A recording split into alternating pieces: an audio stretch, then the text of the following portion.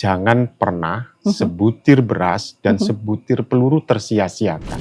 Prioritas pembangunan juga diarahkan pada wilayah yang memiliki potensi ekonomi. Saat ini, apakah kapasitas infrastruktur yang kita punya itu bisa mengimbangi volume kendaraan yang ada sekarang gitu Pak? Fungsi pengawasan dari Komisi D sendiri agar kendaraan berat ini tidak merusak infrastruktur jalan yang ada. Bukan bermaksud untuk untuk terjadinya disparitas, tapi memang keterbatasan anggaran. Ya, jadi ya masyarakat sabar, ngerti itu sabar. Pasti nyampe, pasti kebangun KB.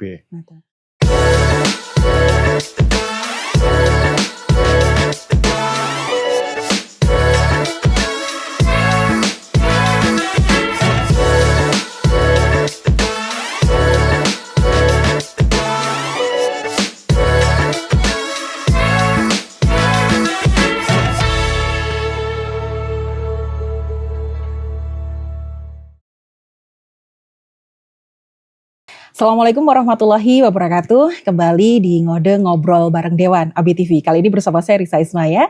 Kita akan ngobrol seperti biasa dengan anggota DPRD Provinsi Jawa Timur. Narasumber saya yang saya hadirkan kali ini luar biasa. Saya baru pertama kali bertemu dengan beliau dan kita akan ngobrol-ngobrol banyak terkait dengan apa saja sih kegiatannya akhir-akhir ini selain menjadi seorang anggota Dewan di DPRD Provinsi Jawa Timur. Saya sapa untuk narasumber saya yang luar biasa yang akan saya kenalkan untuk Anda semuanya. Di mana nanti kita juga akan ngobrol banyak terkait dengan infrastruktur sesuai dengan tema kita karena beliau berasal dari Komisi D gitu ya. Komisi D berarti terkait dengan infrastruktur dan lain-lain. Nanti kita akan berkenalan juga dengan beliau yang saya sangat banggakan sekali ya. Beliau ini senyumnya ramah ketika saya lihat di media sosial gitu ya. Banyak senyum, banyak menyapa warga dengan kalau bahasa Jawanya itu sumeh. Sumeh itu apa ya? Grapyak. Nah, begitu. Beliau ada Bapak Haji Anang Ahmad Saifuddin, anggota DPRD Provinsi Jawa Timur dari Komisi D, di mana beliau ada di Dapil 5 Lumajang, Jember. Saya bertemu dengan beliau, kita sapa. Assalamualaikum Bapak. Waalaikumsalam warahmatullahi wabarakatuh. Sehat hari ini Pak? Alhamdulillah Mbak Risa. Nah jenengan kayak gini loh, saya sukanya anggota DPR gini. Jadi ya, masyarakat itu mau menyapa itu enggak derdek Pak. Biasanya kan kalau agak pendiam, agak agak berwibawanya agak kelebihan gitu. Overload gitu ya. Kita nggak ada wibawa-wibawanya pokoknya. Maksudnya Bapak berwibawa, cuman dengan masyarakat itu istilahnya lebih mudah didekati begitu loh Pak. Biasanya kan kalau kita bertemu dengan anggota Dewan itu kayak sungkan ya Pak. Kayak segan gitu mau mengajak ngobrol dan lain sebagainya. Mungkin dengan Bapak yang banyak senyum, kemudian ramah seperti ini. Jadi masyarakat itu istilahnya mau menyampaikan aspirasi atau wadul itu enak gitu loh Pak.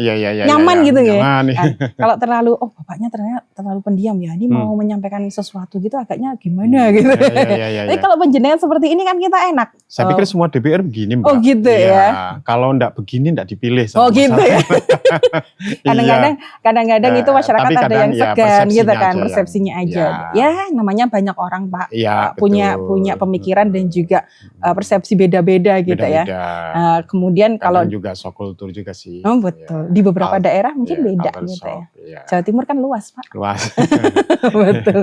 Pak Anang, sebelum kita nanti ngobrol masalah infrastruktur, infrastruktur ini kayaknya memang pakemnya dari Komisi D itu banyak kan infrastruktur ya Pak ya, karena pembangunan gitu ya. Secara fisik mungkin itu banyak jadi saya tuh kalau ngomongin infrastruktur ndredeg Pak. Kenapa? Kan banyak sekali mungkin Bapak ketemu warga masyarakat yang ada di jalan begitu ya, yang ditanya kan Pak jalan saya masih gini Pak, ini kapan dibenahi Pak, ini gimana Pak, pasti seperti itu ya kan. Mungkin tidak hanya berlubang, betul. Jelungup. Pasti banyak yang seperti itu ya Pak ya. Kalau kemarin banyak itu terkait dengan jalan pasti yang paling penting begitu. Betul. Tapi sebelum ke situ Pak, saya pengen tanya-tanya Pak, kalau setiap hari itu kegiatannya selain sebagai seorang konstituen gitu ya, menjadi seorang anggota Dewan, kesehariannya Bapak tuh hobinya apa sih Pak? Ya saya suami dari seorang istri. Jangan lebih Pak. Dan bapak dari 4 orang anak. Oke. Biasa ngomong juga berarti tiap hari Pak? Iya Mbak, saya biasa juga belanja ke pasar gitu ya Pak, untuk kebutuhan hari-hari. Termasuk mau masak tempe apa gitu ya, tuku iwak gereng, di pasar. Masak, Pak? Saya top Mbak. Oh, berarti kapan-kapan? Iya, berarti kapan-kapan nih teman-teman kesini ya, main kesini harus masakannya beliau kalau nggak repot. Iya, saya ini ada proyeksi tahun ini harus sudah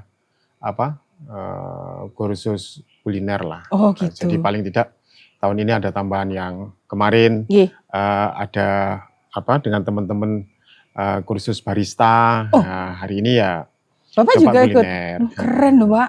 Iya kan nambah ini Mbak, nambah skill, nambah pengetahuan juga kan, betul. nambah kemampuan diri. Gitu. Sewaktu-waktu enggak dari DPR ya. Tapi enggak gitu Pak, kadang-kadang. Kan gitu kan, buka warung gitu. Kadang-kadang kalau sudah jadi DPR itu mau belajar lagi itu ya, apalagi yang lebih ke skill itu jarang Bapak. Saya belajar Mbak, saya belajar ya. Berarti hobinya gitu Pak? Jadi barista, coba ini pokoknya tahun ini berupaya untuk kuliner. Seperti saya itu. seneng masak. Jadi sekarang lisensinya banyak ini Pak? Iya kalau berangkat barista gitu ke Surabaya biasanya saya nonton YouTube kuliner, chef nasional, gitu chef internasional. Pak jangan ngajak saya bertanding untuk masak ya Pak. Saya sangat tidak bisa. Gitu ya? Ya. Ya ternyata memang tidak semua perempuan itu bisa masak. Ya, itu mungkin karena juga hobi Pak. Jadi kalau hobi yang ditekuni dan disenangi itu pasti akan terus berjalan. Sama halnya kadang tidak semua perempuan itu lembut. Gitu. Kadang lebih keras dari laki-laki juga ya. Nggak kelihatan aja gitu Pak gitu ya. Oke. Biasa gebukin suaminya di rumah. Ada ya Pak ya? Oh nggak tahu ya. Jangan sampai Pak, jangan sampai seperti itu. Ya. Pak kalau keseharian Bapak tadi suka masak, kemudian banyak mengambil lisensi ringan lah nanti untuk menambah keterampilan dan lain-lain. Kemudian kalau berarti makanan favoritnya ada dong Pak? Saya makanan favorit yang berat itu ya ayam pedas. Ayam pedas. Kalau Lumajang itu apa Pak menu andalannya Pak? Iya, di sini ada ayam. Iya, khasnya ya memang ayam. Ada ayam pedas. Kemudian ada sego kelor. Itu apa Pak? Pakai sego ya nasi yang dimasak dengan aroma kelor. Daun kelor. Daun kelor. Iya. Oke, itu jadi makanan favorit di sini ya Pak ya? Disarankan untuk ketika orang dari luar kota datang? Ada kekhasan kayak gitu. Walaupun belum ada sih warung yang spesial jual ini. Berarti ini nunggu Bapak ini buka? Sama recek bung. Tahu nggak recek bung? Itu yang gimana Pak? Bung itu yang diasapin. Ngerti pogo nggak? Tahu Pak. Ngerti toh? Tahu pogo Pak. Jadi iki tumang gitu. Betul. Nah atasnya di itu namanya pogo. Wow, jadi gitu. rebung itu ditaruh di pogo. Oke, kayak diasapi gitu ya Pak? Itu bisa setahun Mbak. Bisa berbulan-bulan gitu kan. Diasapi seperti itu rasanya ya memang ada yang karena kebutuhan industri kemudian diproduksi di open gitu. Tapi beda ya Pak ya beda rasanya dengan kayak dulu itu kita 11-12 dengan daging lah. Iya. Kalau dulu kan adang itu pakai luweng sama adang pakai magicom ya beda. Rebung sama ontong itu ingat masa kecil. Kalau Umi itu ibu saya sudah nyenggek ontong atau motong rebung di belakang rumah. Itu artinya pertahanan pangan yang paling akhir. Kira-kira begitu. Betul Pak. Itu terjadi di beberapa tempat juga Pak, termasuk di tempat saya juga ya. Iya. Saya pernah ada cerita, kalau saya belum pernah mengalami Pak, atau sudah lewat masanya ya waktu itu gitu ya. Jadi mungkin ibu sama bapak kelahiran saya. Berapa? Saya masih 35 tahun. Oh iya, jadi jauh saya ini sudah. Belum mengalami, belum melewati masa itu, cuman diceritani Pak, atau dikasih cerita oleh orang tua, seperti itu. Ya mungkin kalau dulu itu yang paling sering dimasak itu ya jantung pisang atau ontong tadi. Ya kemudian ada juga kelor itu juga. Kemudian apa sih Pak yang batangnya yang dipakai itu Pak? Lompong gitu. Kalau lompong masih tahu Pak sekarang? Ya masih ya. Masih sering tahu ya? Apa Pak? Lupa. Ya banyak lah tanaman sejenis itu ya. Itu ketahanan pangan paling akhir. Tapi kalau melihat situasi sekarang, anak-anak sekarang kurang lebih belum banyak tahu sih Pak terkait dengan masakan-masakan tempo dulu. Nanti kalau Bapak lisensi masaknya sudah full itu dibikin menu spesial, bikin restoran gitu Pak kan bisa. Betul ya. Untuk khas dari Lumajang. Kalaupun enggak restoran ya warung gitu ya. Begitu betul. Lesehan warung gitu ya Pak. Yang bisa dijangkau oleh kelas menengah ke bawah. Pak ngomong-ngomong kita ngobrol ada sekitar 5 menit tadi, public speakingnya kok bagus Pak. Dulu apakah ada cita-cita dari awal memang jadi anggota dewan gitu Pak, kok ngobrolnya enak? Enggak juga sih Mbak, saya cita-citanya jadi kiai gitu. Jadi kiai gitu ya. Oke. Boleh tahu dong Pak, untuk awal mulai jadi anggota dewan ini tahun berapa Pak? Saya 2019 Ya. ikut kontestasi, kemudian terpilih dan kebetulan ini diamanahi sama partai sebagai ketua DPRD di Kabupaten Lumajang. Kemudian 2024 berlanjut ikut kontestasi ke provinsi. Indrapura. Baru ya alhamdulillah terpilih nyampe di sana bersama teman-teman yang lainnya dari partai lain. Boleh dari tanya 11 kursi. Boleh tanya lagi Pak? Saya tanya terus Pak kalau ketemu. Nggak apa-apa ya Pak ya? Apa saya aja yang tanya. Jangan. Gini Pak, suka di kantor atau bertemu dengan konstituen atau bertemu dengan masyarakat di luar? Ya lebih tugasnya DPR ya dengan masyarakat. Ada loh Pak yang kira-kira ini kalau bertemu di luar kalau itu di dalam kantor aja itu kan ASN Mbak. Oh gitu ya Pak ya? Iya. Beda ya Pak ya? Iya, beda Oke. Berarti Bapak lebih sering untuk bertemu dengan masyarakat, kan tidak hanya waktu reses saja ya Pak? Enggak. Kita hari-hari berbaur. Ada terus pertemuan menemui rutin, Pak? tamu, kemudian keliling, ngopi, nongkrong, kemudian pengajian. Terus campur-campur Pak? Saya PKB, kemudian PKB. basis kita betul, lebih ke Nahdien. Betul. Yang aktivitas kumpulnya itu jauh lebih sering. Mulai tekan kendurenan, tahlilan, semacam-macam itulah. Ya. Jadi beliau momentum untuk kumpul bersama masyarakat itu potensinya sangat tinggi. Dulu ini Pak, Ketua DPC PKB Lumajang atau masih sampai sekarang Pak? Sampai sekarang Mbak. Sampai sekarang. Ya. Jadi beliau ini adalah anggota Dewan di Provinsi Jawa Timur, sekaligus ini beliau adalah Ketua DPC PKB Kabupaten Lumajang gitu. Betul. Jadi makanya untuk bertemu dengan banyak orang itu sudah biasa. Jadi kalau tadi saya bilang public speakingnya bagus ya bukan karena cita-citanya jadi DPR dari kecil ternyata, tapi ya, karena beliau pernah jual obat juga. Oh gitu ya? Enggak. Enggak maksudnya banyak ternyata ikut organisasi gitu loh Pak. Oh iya, saya aktif di beberapa organisasi NU, di PMII, Pergerakan Mahasiswa Islam Indonesia, di IPNU, di Ansor, betul. Kemudian di NU, mulai tekan ranting. Ranting iya betul. Kemudian di partai juga begitu. Sampai cabang ya Pak. DPC. Iya. Itu luar biasa berarti sepak terjangnya itu memang benar-benar dimulai dari awal itu niatnya untuk bersosialisasi dengan banyak orang, kemudian diamanahi untuk menjadi anggota dewan, berarti ya luar biasa. Dari puncaknya, biasa di luar. puncaknya karena biasa di luar. Betul. Karena puncaknya sosialisasi dengan orang lain itu berarti tergambar ketika beliau menjadi anggota dewan, begitu kan? Karena dipercaya trustnya dari masyarakat itu ada untuk Bapak mewakili, menyampaikan aspirasi gitu Pak maksudnya.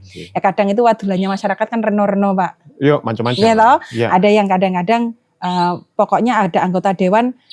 Sebenarnya bapaknya itu enggak dalam rangka acara apa-apa, ketemu pokoknya Pak jalanku belum dibenahi, gitu kan Pak? Sering kan ketemu seperti itu Kita ini dituntut untuk bisa menjelaskan segala ikhwal dan menyelesaikan segala hal. Betul. Kata Gunawan Muhammad kan begitu.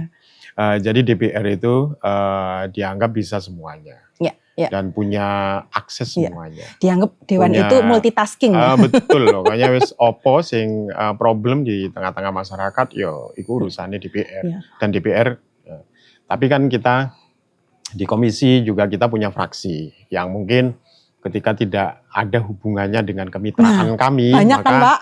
Bisa dengan kawan-kawan yang lainnya. Contoh nih Pak, contohnya Bapak kan komisi D nih, kan pembangunan dan infrastruktur kebanyakan. Betul. Kadang ketemu masyarakat nggak ngerti nih Bapak di komisi apa, ya mungkin karena kurang pengetahuan saja ketika itu atau memang awam kurang gitu informasi, ya. Kurang pengetahuan. Iya, kurang informasi, maaf. Kurang informasi, jadi lebih banyak pokoknya kalau ada anggota dewan ya pengennya wadul gitu, pengennya menyampaikan apa yang jadi unek-uneknya. Pak, kemarin saya bantuan sosial nggak dapat gitu ya, padahal kan komisinya bukan itu. Bukan Pak Anang gitu kan, Pak Anang kan lebih ke infrastruktur begitu ya. Betul. Itu kalau Bapak meresponnya seperti apa Pak kalau terjadi seperti itu? Ya kita tampung, itu namanya juga aspirasi masyarakat yang kita sampaikan ke kawan-kawan di fraksi yang sekomisi, yang komisinya berhubungan dengan apa yang terjadi di lapangan. Apakah itu soal kesehatan yang tidak ada hubungannya dengan komisi D, sering ya, Pak? Atau pendidikan, gitu kan? Yang ini termasuk wadulan-wadulan soal MBG, SPPG, banyak ya, Pak ya? Ya itu. Ditampung aja, Pak. Iya, ditampung. Tapi ya semoga dengan adanya masyarakat yang menyampaikan seperti itu, ya paling tidak kalau bukan komisinya Bapak, mereka bisa lega lah, bisa diterima oleh anggota dewan. Didengar, kita mendengar, aja, mau mendengar. Itu sudah lego Pak itu ya. Saya mewakili masyarakat gitu Pak. Biasanya ya nggak ada hubungannya Pak ini. Kadang cara menyampaikannya juga dengan marah-marah. Betul. Gitu. Itu jenengan itu sempat tersulut emosi nopo mboten Pak? Pernah terjadi seperti itu nopo mboten? Enggak lah. Enggak ya, Pak. Namanya juga. Oke ya, Pak. Ya, kalau mereka juragan kita. Oh gitu ya. Dan mereka sadar kalau saya ini juraganmu ya gitu. Sekarang lebih kira-kira ngono. Saya lebih melek informasi soalnya Pak semuanya. Jadi menyampaikan aspirasinya itu ya alhamdulillah teman-teman muda itu sekarang juga bisa menyampaikan dengan baik lah Pak. Enggak sidik-sidik demo gitu loh maksudnya. Kalau menyampaikan aspirasi juga dengan tata cara yang baik, mengajak dialog. Begitu kan Pak? Ya, betul. Yang terakhir-terakhir ini terjadi dari teman-teman sendiri. Jadi kalau dari keduanya ini welcome ketika bisa ngobrol kan masalah terselesaikan Pak. Betul. Contohnya di Lumajang misalkan ada masalah terkait dengan infrastruktur kan bisa dibicarakan dengan baik-baik. Bisa dibicarakan dengan baik-baik. Silahkan bisa disampaikan ke Pak Anang. Gitu. Iya betul. Begitu. Oke, Pak kita kembali ke topik kita ya terkait dengan infrastruktur tentunya. Dimana saya ingin bertanya nih ke Bapak. Kalau menurut Bapak sendiri seberapa besar sih Pak untuk pengaruh kualitas infrastruktur jalan terhadap pertumbuhan ekonomi masyarakat di berbagai wilayah yang ada di Jawa Timur Pak? Oh gitu ya. Infrastruktur jalan memiliki peran yang sangat penting tentunya dalam mendukung aktivitas ekonomi masyarakat. Jalan yang baik tentu memperlancar distribusi barang, memudahkan mobilitas masyarakat, serta mempercepat konektivitas antar wilayah. Dengan akses jalan yang baik, produk pertanian, hasil UMKM maupun aktivitas perdagangan dapat berkembang lebih cepat sehingga berdampak langsung pada peningkatan ekonomi masyarakat. Betul ya Pak, karena masyarakat itu usung-usung bahan hasil tani itu ya seperti itu ya Pak ya. Jadi kadang-kadang ini ada beberapa masyarakat yang masih mengeluh terkait dengan infrastruktur ya sebenarnya sudah diusahakan juga oleh pemerintah ya. Cuman semuanya itu kalau boleh tahu kan kita juga terkendala anggaran dan lain sebagainya menyesuaikan. Nah gitu, Pak. Hari ini saya sering ngomong kita ini dituntut untuk menjadi pemain sirkus yang bisa mengayuh sepeda di atas satu roda, satu ban aja. Itu gitu kan ya, Pak, nggak analoginya mudah. sampai seperti tapi itu harus Pak? Bisa iya. Nah, karena efisiensi. Tapi memang kunci keberhasilan Tiongkok seperti hari ini ya 3 komitmen itu. Disiplin, efisiensi, kemudian efisien, dan kemudian pragmatis. Efisien, kata Deng Xiaoping itu, jangan pernah sebutir beras dan sebutir peluru tersia-siakan. Begitu. Jadi peluru harus tertembakkan dengan baik dan sebutir beras itu harus termanfaatkan dengan baik. Gitu ya. Sekarang efisiensi. Dari tepat semua mengelola anggaran dengan tepat, kemudian juga meningkatkan kalau pemerintah daerah ya PAD-nya harus dipacu, 17 triliun ya Pak ya, targetnya tahun ini. Insya Allah tercapai, semoga seperti itu. Ya dengan semangat bersama. Pak, kan masih banyak masyarakat juga yang mengeluhkan kerusakan terkait dengan infrastruktur ya, terutama jalan di beberapa wilayah. Nah, itu sebenarnya tantangan terbesarnya apa sih Pak? Ya, tantangan terbesar biasanya berkaitan dengan tingginya volume kendaraan. Terutama kendaraan berat, serta keterbatasan anggaran pemeliharaan. Tekan anggaran lagi. Betul. Sangat cekak. Selain itu faktor cuaca atau kondisi tanah yang gerak. Misalnya kayak kalau di Lumajang itu di mana? Piket 0. Di piket 0 itu kan kalau hujan begini kan mesti longsor karena tanahnya memang tanah gerak. Tanah bergerak. Makanya saya kadang mikir juga Mbak, ini jalan yang dibangun dari zaman Belanda, tapi yo pangga-pangga iku kui ditandani, diperbaiki dan seterusnya. Kita tidak pernah berpikir untuk membuka jalan baru. Yang kondisi tanahnya lebih baik, misalnya ya bukan pada tanah keras. Effortnya luar biasa nanti kalau buka jalan baru. Begitu kan? Saya tidak ngerti dulu Belanda itu kok setiap bikin jalan rata-rata kan di pinggiran gitu ya Pak. Betul. Dan itu awet sampai sekarang ya Pak. Awet sampai itu. Nah, ya itu kemudian kendaraan berat, misalnya yang melebihi tonase. Betul. Kayak angkutan tambang, pasir kalau di Lumajang. Itu kan banyak ya Pak. Tonasenya kan dari Gunung Semeru. Iya, atau misalnya urukan di berbagai daerah kan nggak di Lumajang aja tambang itu di Blitar juga. Ada tambang di Kediri juga, ada tambang banyak. Dan banyak tambang di Tuban juga. Ada PAD-nya tapi ada imbasnya juga terkait dengan jalan. Dengan jalan. Nggak berbanding kadang. Antara yang didapatkan oleh daerah dengan kerusakan yang ini. Antara maslahah dan mafsadah ya. Bahasanya Pak Ustadz ini sampai seperti ini. Emang beliau ini ketua DPC PKB gitu ya. Banyak bahasa-bahasa yang memang begitu. Kadang-kadang saya enggak nutut. Ya bukan begitu. Pak, terkait dengan pemerataan pembangunan di jalan begitu ya Pak. Kalau Komisi D sendiri memastikan bahwa pembangunan itu bisa merata gimana Pak? Kan biar tidak terfokus hanya di daerah perkotaan saja begitu Pak maksudnya. Pemerintah daerah berupaya melakukan pemerataan pembangunan infrastruktur melalui perencanaan yang terintegrasi antara pemerintah provinsi dan pemerintah kabupaten kota se-Jawa Timur. Prioritas pembangunan juga diarahkan pada wilayah yang memiliki potensi ekonomi, namun masih memiliki keterbatasan akses infrastruktur. Jadi bagaimana misalnya pertanian bisa terdistribusikan dengan baik ke ke kawah condro di mukonya ekonomi ke pasar. Itu terkait dengan infrastruktur tadi. Kalau tadi kan Bapak sempat menyebutkan sedikit, bisa catat tadi, karena sekarang meningkatnya jumlah kendaraan, kemudian volume kendaraan itu, kendaraan itu sekarang macam-macam Pak, Renault ada yang besar, setengah besar, itu macam-macam gitu Pak kendaraannya. Nah Pak, untuk saat ini apakah kapasitas infrastruktur yang kita punya itu bisa mengimbangi volume kendaraan yang ada sekarang gitu Pak? Ya, di beberapa wilayah, terutama kawasan industri dan perkotaan, kapasitas jalan memang mulai mengalami tekanan akibat meningkatnya volume kendaraan. Oleh karena itu, pembangunan jalan alternatif, pelebaran jalan, serta pengembangan jalan tol menjadi langkah penting untuk mengurangi kepadatan lalu lintas. Terus kadang-kadang kan kerusakan terjadi itu karena kendaraan tonasenya besar kayak gitu. Kemudian harusnya kalau dari DPR sendiri, Komisi D kan ada fungsi pengawasan.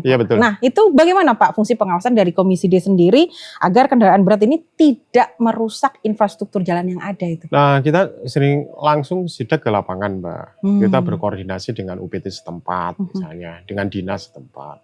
Sampai ke tingkat tekan UPT kita Pak, koordinasinya. Komunikasi ya Pak? Koordinasinya untuk melakukan ini, memastikan hal tersebut. Pengawasan terhadap kendaraan berat perlu dilakukan secara lebih ketat melalui sistem penimbangan kendaraan serta pengawasan di jalur logistik. Kadang kan jembatan timbang itu nggak begitu ini. Selain itu koordinasi antara pemerintah daerah dan aparat terkait juga diperlukan untuk memastikan kendaraan tidak melebihi batas tonase yang ditentukan. Prinsipnya semua stakeholder harus disiplin. Nek wis kabeh disiplin, melanggar aturan ya ditindak begitu ya. Saya pikir acok kong kali kong gitu ya Pak ya. Beyes ya. Enggak kong kali kong ya Pak. Beyes lah Pak. Beyes gitu ya. Itu kalau terkait dengan tadi kendaraan besar, tonase besar bagaimana menertibkan. Sekarang gini Pak, sekarang ini kan banyak jalan-jalan besar yang rusak.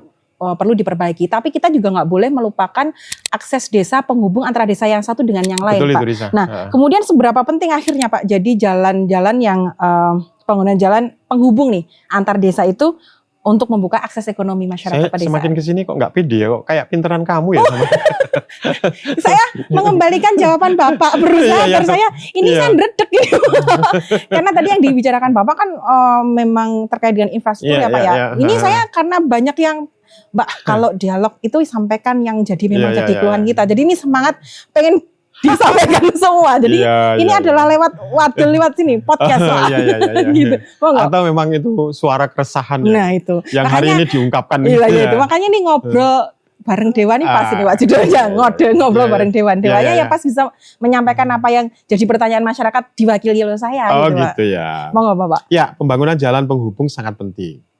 Karena dapat membuka akses ekonomi bagi masyarakat desa dengan akses jalan yang baik. masyarakat dapat lebih mudah menjangkau pasar, Nggih. fasilitas pendidikan, layanan kesehatan, serta peluang usaha yang lainnya. Oh gitu. Tentu nek wis jalani enak itu kan ya ada banyak akses yang didapatkan, akses Betul. positif tentu yang Betul, didapatkan betul. oleh masyarakat.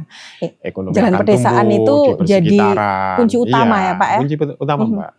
Hasil pertanian juga Hasil lewat jalan pertanian desa. bisa terdistribusikan dengan Iya. baik. Kemudian bagaimana Komisi D akhirnya? Tadi kan hubungannya pertanian. Biasanya pertanian, pariwisata, kemudian perdagangan jadi satu. Nah Pak, bagaimana Komisi D akhirnya juga melihat hubungan antara pembangunan jalan dengan sektor yang lain, pertumbuhan sektor yang lain, contohnya yang tadi saya sampaikan, perdagangan, pertanian, kemudian pariwisata. Pariwisata ini juga penting loh Pak. Kalau jalannya rusak mau ke tempat wisata kan orang aras-arasan Pak mau ke tempat wisata.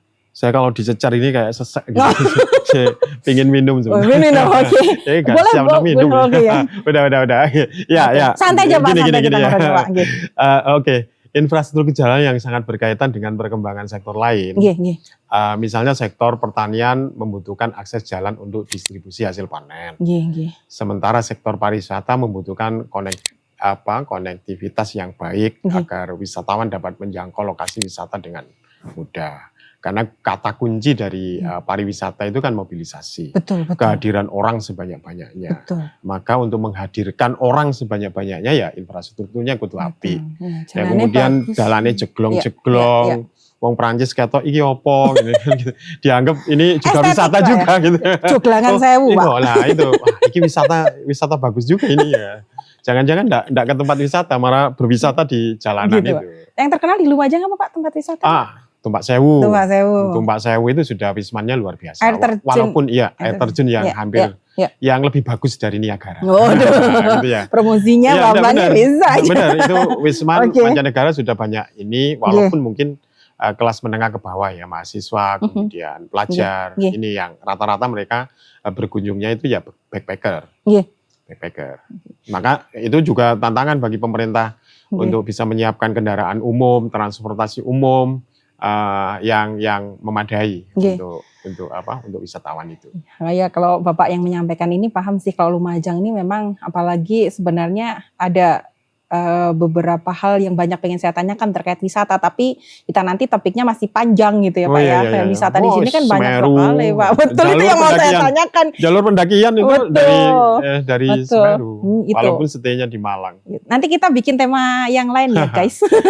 Boleh. Untuk lebih kita ke wisata gitu loh Pak, maksudnya kan kita bisa terkait dengan infrastruktur nanti ke tempat wisata bagaimana gitu kan, lebih spesifik gitu Pak. Nah kita kan tadi fokusnya ke pembangunan jalan dulu Pak. Nah di DPR sendiri ada fungsi pengawasan ya Pak ya. Fungsi pengawasan itu sendiri, kalau misalkan nih saya pengen tahu Pak langkah konkretnya dari Komisi D sendiri ini untuk memastikan pembangunan jalan pasti atau berjalan dengan maksimal seperti apa Pak?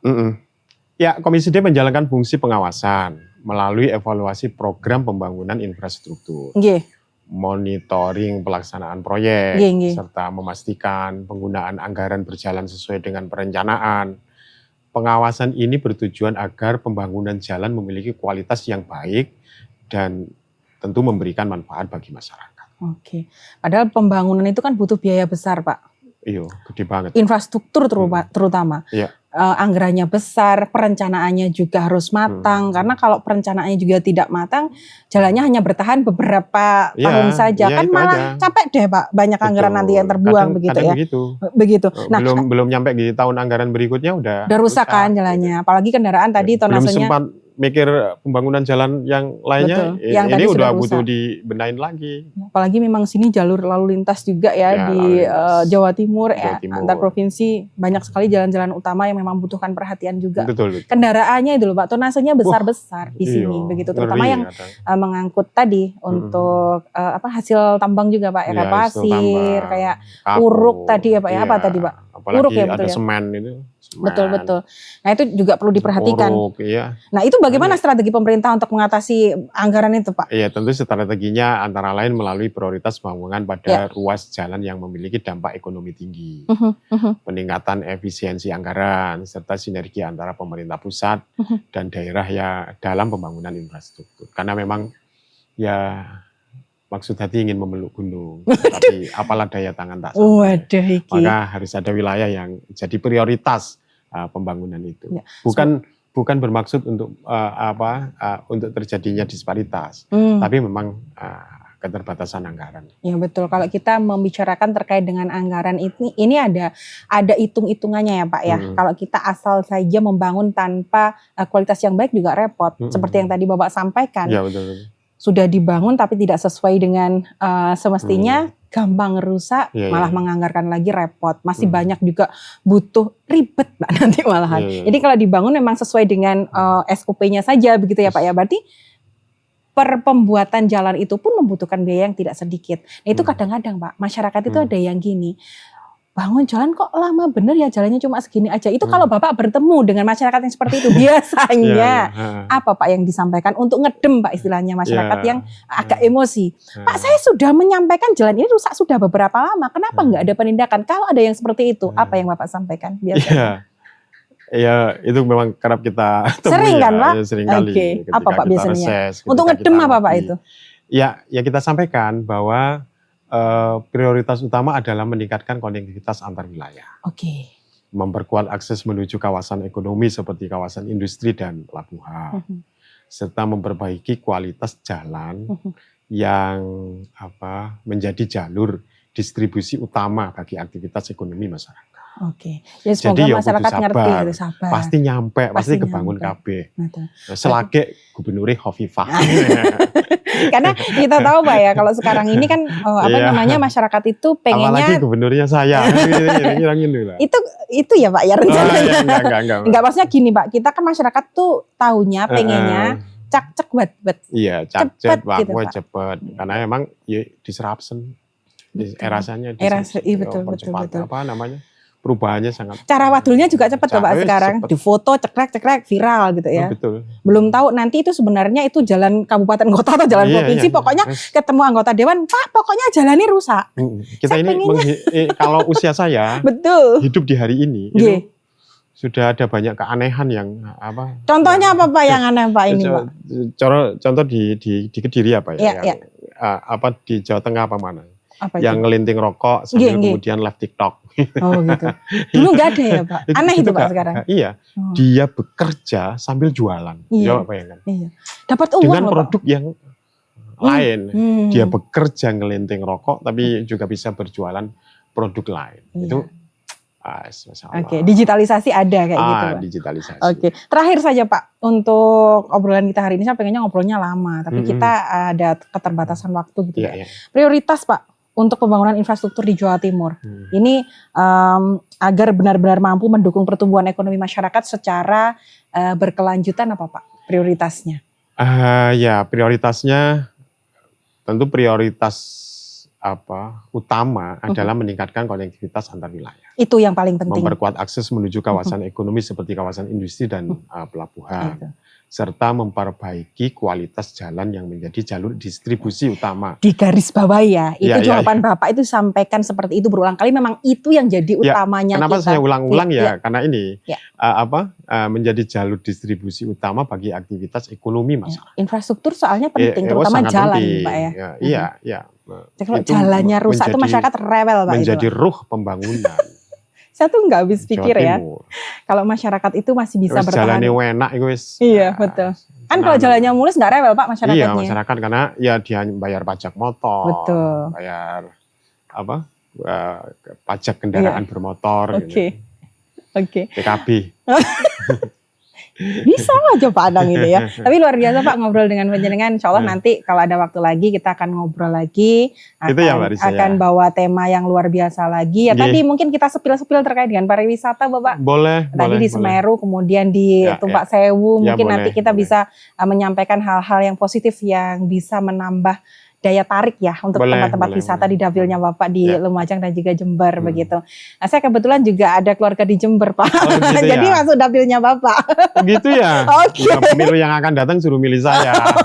Pasti ada promosi gitu ya. Atau partai kita beda. Enggak ya. Itu secret. Itu tadi obrolan kita Pak. Ini semoga sehat selalu Bapak. Amin. Lancar untuk segala tugasnya. Yang pasti hari ini saya sangat suka sekali ngobrol dengan Bapak, banyak wawasan juga bertambah terkait dengan informasi-informasi terbaru di dapilnya Bapak Lumajang Jember, khususnya dari Komisi D yang memang infrastruktur dan pembangunan untuk khususnya ya Pak ya, untuk fokusnya di situ ya Pak ya. Oke, itu tadi obrolan saya bersama dengan beliau yang luar biasa. Ada Bapak Haji Anang Ahmad Syaifuddin, anggota DPRD Provinsi Jawa Timur dari Komisi D, Dapil 5 Lumajang Jember dari fraksi PKB yang sudah berbagi informasi bersama kita di Ngode Ngobrol Bareng Dewan kali ini. Saya Risa Ismaya pamit, terima kasih. Assalamualaikum warahmatullahi wabarakatuh. Waalaikumsalam warahmatullahi wabarakatuh.